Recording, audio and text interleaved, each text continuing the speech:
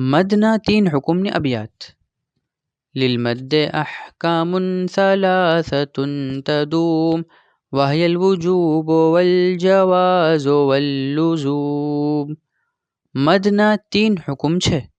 એ શું છે કે વુજૂબ, જવાઝ અને લુઝૂમ. فواجب إن جاء همز بعد مد في كلمة وذا بمتصل يعد. મદના 3 અહકામમાંથી પહેલો હુકમ વાજિબ છે.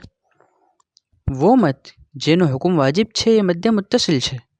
મદ્દે મુત્તસિલમાં હરફુલ મદ બાદ હમઝા આવે છે અને એ બેવે એક જ કલેમાં વર્ડમાં આવે છે. મસલન જઅ, યહાં હરફુલ મદ અલિફ છે, એના બાદ હમઝા આવે છે.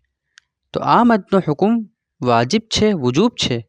એની શું માના કે એમાં 4 થી 5 હરકત કરવું વાજિબ છે.